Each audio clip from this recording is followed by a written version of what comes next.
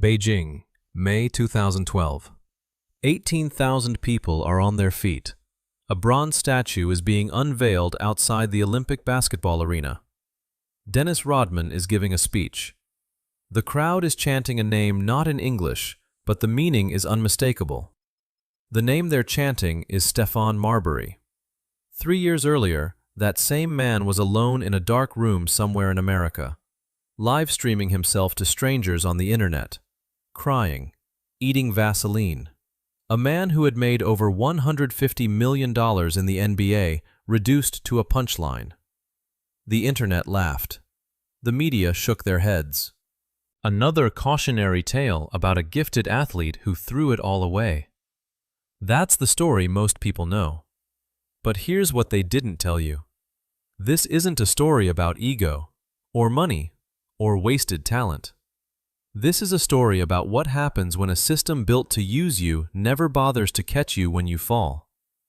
This is traded away, sued by his own team and fled to China, Stephon Marbury's Unraveling. To understand what happened to Stephon Marbury, you have to understand where he came from. Not just Brooklyn, not just New York, Coney Island. In the 1980s and early 90s, Coney Island wasn't the tourist destination people romanticize. It was a neighborhood at the bottom of every economic ladder that mattered. Crumbling housing projects, unemployment, drugs moving through the same playgrounds where kids were supposed to be playing basketball. For the families living there, the American dream wasn't an aspiration, it was a rumor. Something that happened to other people, somewhere else. The Marbury family had 6 children. Don Marbury, the father, worked hard. Ida, the mother, held everything together. And all 4 of the older Marbury boys, Eric, Donnie, Norman, and Marlon, played basketball. Not recreationally, seriously, with intent. Each one of them had real talent. Each one of them came close. None of them made it. By the time Stephon Xavier Marbury was old enough to dribble a ball, the family already had a plan. An unspoken one, but a plan nonetheless. The youngest boy was different. Faster, sharper. His handles were something people stopped to watch. On the courts of Coney Island, where reputations are built one summer at a time, the kid earned a nickname before he earned a high school diploma. They called him Starbury. It wasn't just a nickname, it was a prophecy. The star the Marbury family had been waiting for. That kind of pressure, inherited, unasked for, threaded into your identity before you're old enough to choose, doesn't disappear when the lights get brighter. It compounds. Every contract, every trade demand, every public blow-up that the media would later reduce to the word selfish. The weight was always there underneath. He was never just playing for himself. He was playing for everyone who didn't make it out. At Abraham Lincoln High School in Brooklyn, Marbury became the best point guard New York City had seen in a generation. College scouts were there before he was a junior. By the time he committed to Georgia Tech, the trajectory was already set. 1 season with the Yellow Jackets, NCAA tournament, then the draft. 1996, Stephon Marbury is 19 years old. The Milwaukee Bucks select him 4th overall in the NBA draft. Then, before he plays a single professional game, before he laces up for a single practice, the Bucks trade him to the Minnesota Timberwolves. Most people don't pause on that detail. They should. The first transaction of Stephon Marbury's professional career was someone else deciding he belonged somewhere different. He hadn't done anything wrong. He hadn't demanded anything. He was a teenager who had just achieved one of the hardest things in American sports, and the league's response was to immediately move him like a piece on a board. He landed in Minnesota alongside Kevin Garnett, 2 of the most gifted players of their generation, sharing the same court, the same city, the same impossible expectations. On paper, it looked like a dynasty in the making. But the NBA is not played on paper. 3 years later, Marbury would demand a trade out of Minnesota. The media would call it selfishness. They would say he couldn't play alongside another star, that he needed the ball too much, that he was, fundamentally, the problem.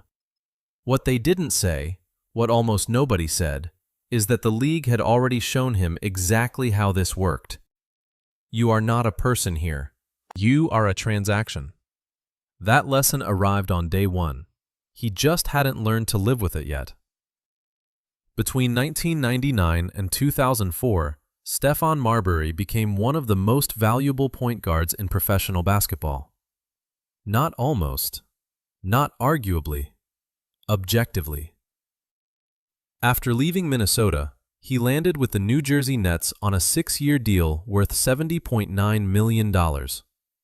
Then Phoenix, a 4-year extension ranging between $76 and $80 million. Back-to-back All-Star selections, 2 All-NBA team honors, a player who averaged nearly 20 points and 8 assists per game, numbers that, at the time, put him in the conversation with the best in the league at his position. In Phoenix, under coach Frank Johnson, Marbury was at his sharpest. Explosive off the dribble. Creative in pick and roll. The kind of point guard who could take over a game before the other team had figured out what happened. His peak seasons with the Suns are what people forget when they tell the Stephon Marbury story. They skip straight to the Knicks, to the chaos, to the meltdown. But before any of that, this man could play. Then came the trade that was supposed to change everything. January 2004. The New York Knicks acquire Stephon Marbury from Phoenix. Madison Square Garden erupts. He was coming home. A kid from Coney Island, playing in the building he grew up watching on television, in the city that raised him, for the franchise that meant everything to New York basketball. The storyline wrote itself. The prodigal son returns. The Mecca gets its star. In his first half season with the Knicks, they made the playoffs. The dream felt real. It wouldn't stay real for long, but we'll get to that. Because in the middle of all this, somewhere between the contracts and the noise and the MSG spotlight, Stephon Marbury did something that almost no athlete at his level had ever done before. He tried to start a revolution. With a shoe. In 2006, Marbury partnered with discount retail chain Steve & Barry's to launch the Starbury line. The flagship shoe? $14.98. Let that land for a second. This was 2006. Nike Air Force Ones were selling for $80 to $100. Jordan brand sneakers were pushing $150 and above. The market had spent 2 decades convincing kids, especially kids in neighborhoods like Coney Island, that their worth on the court was tied to what they wore on their feet. That to be taken seriously, you needed to spend money you didn't have on shoes made by someone who'd never met you. Marbury had grown up in that world. He knew what it cost. Not the retail price, the actual cost, the pressure on parents, the kids who got robbed for their sneakers walking home, the quiet humiliation of showing up in the wrong pair. I don't want kids who look like me to not be able to play because they can't afford the shoes, he said at the time. The Starbury line sold millions of pairs. Independent tests by outlets that cut the shoe apart found the materials comparable to sneakers 3 to 4 times the price. Athletes wore them in pickup games. Parents wrote letters. For a brief, genuinely remarkable moment, it looked like Marbury had figured out how to use his platform for something larger than himself. Sports Illustrated put him on a list of good guys in sports 3 times. That's the part of the Stephon Marbury story that gets buried every time.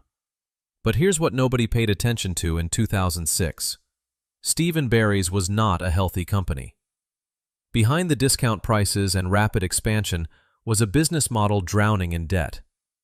They were opening stores faster than they could sustain. Their entire operation was built on a financial structure that required constant growth just to survive. Marbury's shoe was attached to a company that was already dying. He didn't know that yet.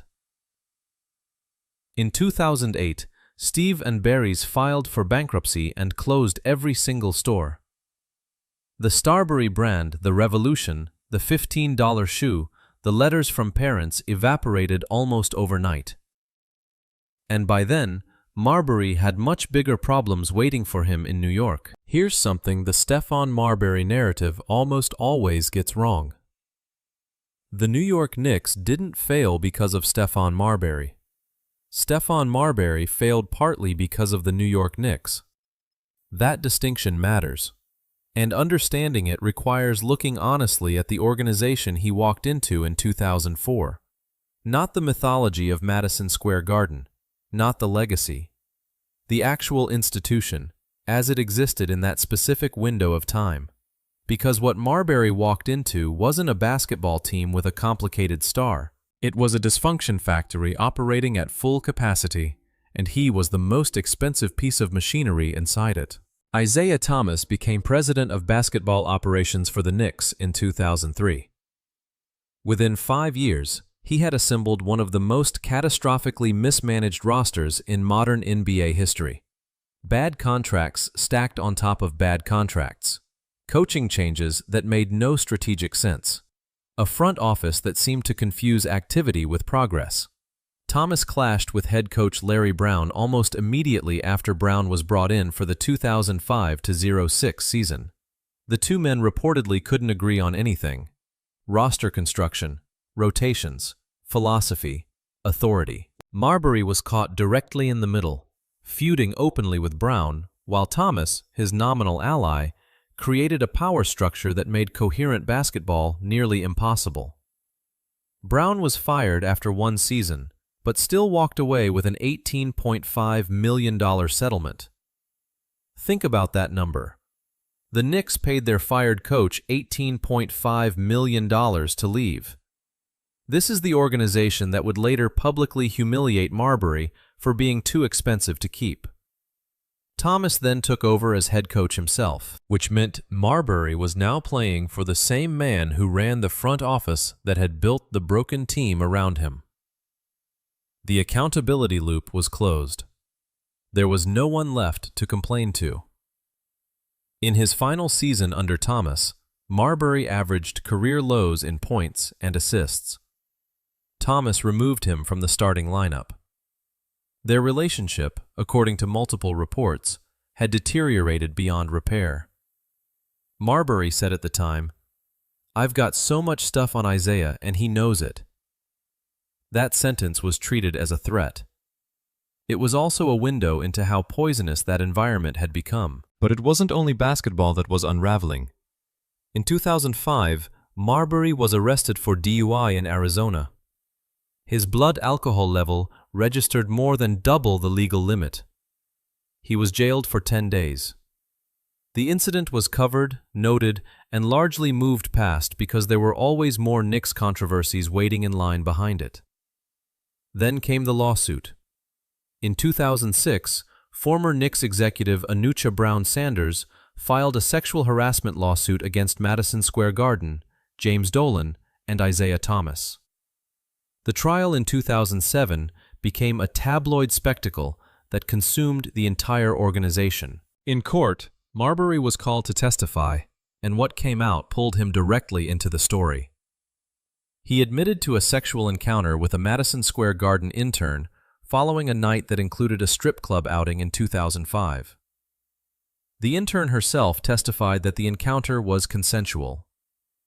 What the court established, however, was that the Knicks operated as what the jury formally described as a hostile work environment. The verdict: $11.6 million against Madison Square Garden and James Dolan. Marbury left the courthouse after his testimony, stepped into a crowded elevator, and said to no one in particular, "Money makes you do crazy things, man." Then he walked out smiling. Singing a song out loud. What is confirmed through court documents? Marbury was not a defendant in that case. What is also confirmed? His behavior was part of the evidence used to establish the organization's culture. The critical distinction that got lost in the coverage: he was a symptom as much as a cause. Around the same time, separate court papers revealed another affair. This one with his personal chef, Thariah Mitchell, whom Marbury had hired in January 2006. Mitchell alleged the relationship was coercive. Marbury maintained it was consensual, but offered her $900,000 to stay quiet. An arbitrator later ruled in Mitchell's favor, awarding her $330,000. December 2, 2007. The New York Knicks are playing the Phoenix Suns at Madison Square Garden. Don Marbury, Stephon's father, the man who worked his whole life so his youngest son could make it out of Coney Island, is in the stands watching his boy play. During the game, Don suffers a heart attack. His siblings, not wanting to alarm Stephon before the game ended, didn't tell him immediately. They assumed it would be okay, that everything would stabilize. Don Marbury passed away after the game. Stephon found out when it was already over. The man who had carried the weight of his entire family's dreams on his back. The weight that had defined every decision he ever made. Every trade demand. Every desperate attempt to prove something had been sitting in that building, watching, and was gone before Stephon even knew he needed to say goodbye. He played 8 games the rest of that season. Nobody asked why. The media noted his absence from the lineup. Isaiah Thomas, according to reports, had complicated feelings about Marbury's commitment. The narrative machine kept turning. What it didn't do, what it almost never does, was stop. Because the league doesn't stop for grief. The contracts don't stop. The obligations don't stop. And by the time the 2008-09 season arrived, Stephon Marbury was a different person than the one who had walked into Madison Square Garden with the crowd on its feet 4 years earlier. He just didn't know yet how much further he had left to fall. In April 2008, the New York Knicks fired Isaiah Thomas. For Stephon Marbury, this should have been a reset, a chance to start clean. The man he'd feuded with for years was gone. New leadership was coming in. Maybe, just maybe, this was where the story turned around. It didn't turn around. It accelerated straight off the edge. The Knicks hired Mike D'Antoni, the architect of the Phoenix Suns' 7 seconds or less offense, one of the most innovative coaching minds of his generation. D'Antoni was energetic, forward-thinking. The city was excited. D'Antoni also had a history with Marbury, a brief, uncomfortable one from Marbury's final days in Phoenix. Nothing explosive, just enough friction to make the temperature in the room slightly wrong from the beginning. That summer, the Knicks signed Chris Duhon as their starting point guard. Marbury showed up to training camp in shape. He competed for the starting job. He lost. D'Antoni told him he'd have a role approximately 35 minutes of playing time in certain games, but it would not be the role Marbury had held for the previous 4 years. To Marbury, this wasn't a role, it was a message. He gave me straight disrespect, Marbury told the New York Post. It was beyond disrespect. He put in Gallinari, whose back is messed up, ahead of me. That's saying I'm letting you have it right now. He was sticking it to me. D'Antoni heard the comments and responded with characteristic calm. I hate that. Obviously he's in a tough position, and I don't think anybody's thrilled with where anybody is. 2 men speaking past each other. An organization holding its breath. The Knicks' official position, stated publicly by President Donnie Walsh, was clear. They would not waive Marbury. They would not buy him out. They would not trade him. His $21.9 million salary made him essentially unmovable. And they would not let him play, unless injuries left them with no other options. They were going to pay Stephon Marbury $21 million to sit and watch. And that's exactly what they did. For weeks. November 26, 2008. The Knicks are in Detroit. They have 7 healthy players available. 7. Trades and injuries have stripped the roster down to the bone. D'Antoni approaches Marbury before the game. Asks him to suit up. Asks him to play. What happened next depends entirely on who you ask. D'Antoni said Marbury refused. Marbury said he never heard a direct order. The details of their conversation were disputed in the press for days. What is not disputed? Marbury did not play. The Knicks lost 110-96. And 2 days later, the organization came down hard. 1-game suspension. Nearly $400,000 docked from his salary. A public statement from Donnie Walsh that read, "A player's central obligation is to provide his professional services when called upon." Marbury earned $190,000 per game that season. The fine was not about the money. It was about the signal. His teammates heard it too. Quentin Richardson, asked about Marbury's refusal after the game, didn't soften anything. "I don't pay attention to him," Richardson said, "because I don't look at him as a teammate anyway." Think about that sentence. Not from a coach, not from management, from a teammate, a man who shared a locker room with him. Publicly, to reporters, during an active season. "I don't look at him as a teammate anyway."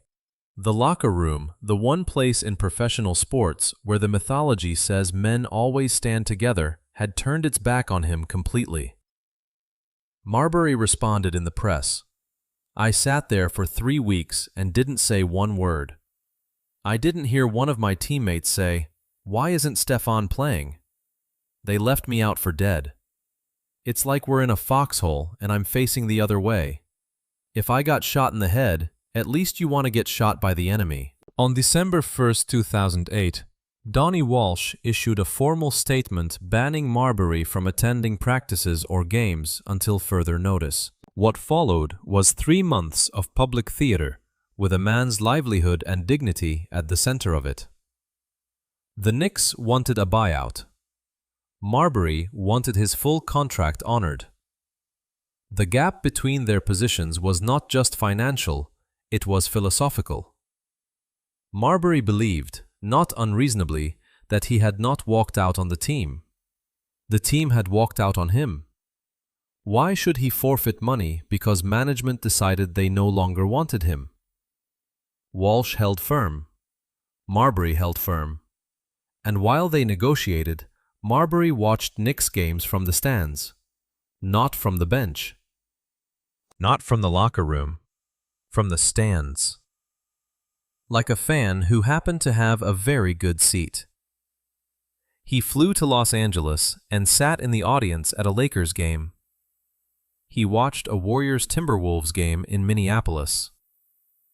A man with a $21 million salary, banned from his own team, traveling to NBA arenas as a spectator. The images circulated. The commentary was merciless. On February 24, 2009, Marbury and the Knicks finally reached an agreement. He forfeited approximately $2 million from his contract. He was released. Within days, he signed with the Boston Celtics, the defending champions, for the stretch run. It looked, briefly, like a redemption arc. The Celtics lost in the second round. Marbury played limited minutes. His NBA career ended not with a moment, but with a quiet fade. No farewell. No acknowledgement. The league he had given 13 years to simply moved on to the next story. Then came the summer of 2009. And this is the part that requires you to set aside whatever you think you know about what happened. Because the version most people saw and the version that was actually happening were two completely different things. Stephon Barry's had filed for bankruptcy in 2008. Every store closed. The Starbury brand, the $15 shoe, the letters from parents, the genuine attempt to build something meaningful was gone. Not struggling, gone. Wells Fargo, formerly Wachovia, filed suit against Marbury for $16 million related to a real estate investment deal gone wrong. A follow-up suit for an additional $3 million came in 2012. The legal fees alone were staggering. The contracts had stopped. The brand had collapsed. The lawsuits were stacking up. The city that had once put him on a pedestal had officially declared him, in the words of the New York Daily News, the most reviled athlete in town. In July 2009, Stephon Marbury sat alone and turned on a camera. He live-streamed himself for nearly 24 hours. He answered questions from strangers on the internet. He wept openly. At one point, he ate Vaseline, later explaining it was a home remedy for a sore throat. The internet did what the internet does. Clips spread. Memes were made. Sports radio spent a week treating it as comedy. Another athlete losing his mind. Another cautionary tale. Another reminder of what happens when ego outgrows talent. That's what the world saw. Here's what was actually happening. Years later, in a 2015 interview with HBO's Real Sports, Marbury finally said it plainly. "I wanted to kill myself some days. I did. It wasn't about basketball. It started to become about me, because I was that depressed and I was that sick." His wife Latasha described him lying in bed all day, eating fruity pebbles, unable to move. Not performing. Not seeking attention. Disappearing. He had lost his father. Lost his career. Lost his brand. Lost his teammates. Lost his city. And when he finally broke visibly, publicly, undeniably, the response from the world that had consumed his highlights for 13 years was laughter. Not one major outlet asked the obvious question, why is he crying? Because the machine that had built Stephon Marbury into a commodity had no infrastructure for what happened when the commodity stopped performing. No protocol for grief. No framework for mental health. No mechanism for catching someone on the way down. Just cameras. And clicks. And people moving on to the next story. Stephon Marbury had made over $150 million in the NBA. In the summer of 2009, he was alone in a room, wanting to die, and the world was laughing at him. That is the fall. Not the contract dispute, not the Vaseline, not the memes. The fall is what it costs a person to be treated as a product for their entire adult life, and then discarded the moment the product stops selling. In January 2010, Stephon Marbury received an email. It was from the Shanxi Brave Dragons, a team in China's basketball association that most American sports fans had never heard of. The offer was simple. Come play basketball in China. The salary was a fraction of what he'd made in the NBA. The country was on the other side of the world. The language was one he didn't speak. The culture was one he knew nothing about. His knowledge of China, by his own admission, began and ended with two things: Yao Ming and the Great Wall. He almost said no.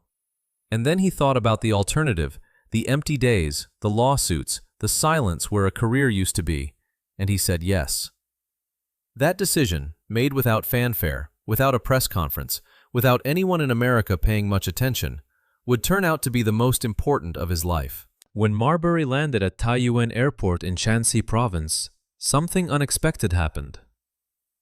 There were fans waiting for him. Not a handful. Not a polite welcoming committee. Hundreds of people who had come specifically to see this man that American sports media had spent the last year treating as a cautionary tale. They held signs. They chanted. They pressed forward just to be near him.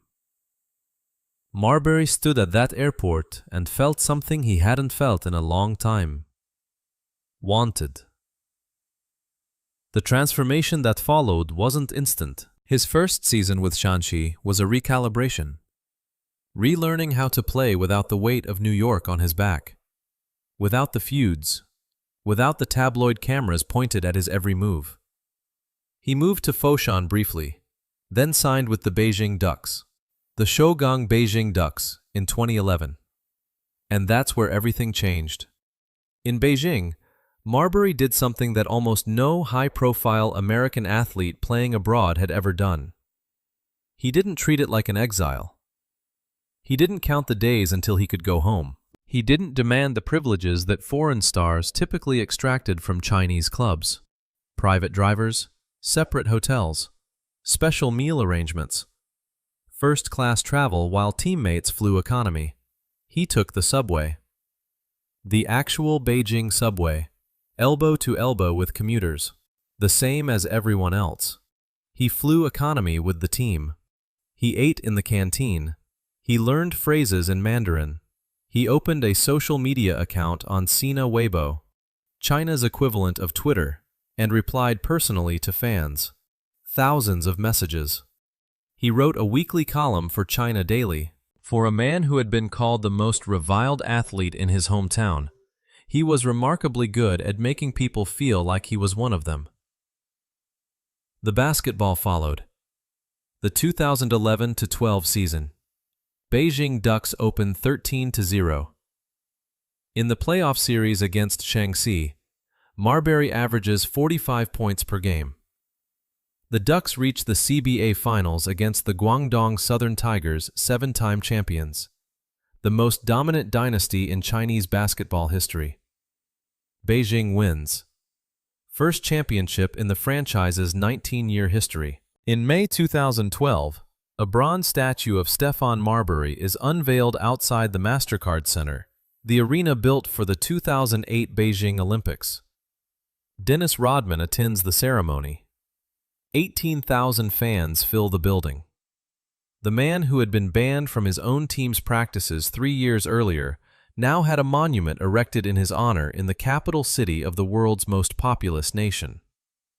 2 more championships followed, 2014, then 2015, when Marbury was named Finals MVP at age 38. In 2015, the Chinese government granted him permanent residency, a green card in the informal translation. He was only the 5th American basketball player in history to receive one. A year later, the Beijing government named him an honorary citizen, placing him alongside former IOC president Jacques Rogge and Hong Kong billionaire Li Ka-shing on a list of 30 people who had contributed meaningfully to the city. A museum, a postal stamp, a key to the city. A movie about his life, My Other Home, released in Chinese theaters. The man America had discarded had become, in the fullest possible sense, irreplaceable somewhere else. But here's what the redemption arc can obscure if you let it. The fact that Marbury rebuilt his life in China doesn't mean the collapse was inevitable. It doesn't mean the system worked. It doesn't mean everyone who falls that far finds a Shaanxi Brave Dragons email waiting in their inbox. So let's be precise about what actually failed. Failure number 1. The NBA's transaction machine. Stephon Marbury was traded before he played his first professional game. He was traded 4 more times across his career. Each trade was framed publicly as a basketball decision. None of them were accompanied by any institutional support for what it means to uproot a person's life repeatedly, on someone else's timeline, for someone else's reasons. When his father died in the stands at Madison Square Garden, the league's schedule did not pause. His contractual obligations did not pause. The expectation that he would perform did not pause. There is no version of that story where the system around him was functioning as it should. Failure number 2. The Knicks organization. A federal jury in 2007 formally determined that Madison Square Garden operated as a hostile work environment. That is not an opinion. That is a legal finding. Marbury played the most consequential years of his career inside an institution that a court of law said did not meet basic standards of professional conduct. The dysfunction that surrounded him, the coaching carousel, the Thomas era, the public humiliations, was not incidental to his decline. It was the environment that produced it. Failure number 3. The media. The New York Daily News called him the most reviled athlete in town. Sports Illustrated named him the most undesirable teammate. When he live-streamed himself crying and eating Vaseline in the summer of 2009, the coverage was almost universally contemptuous.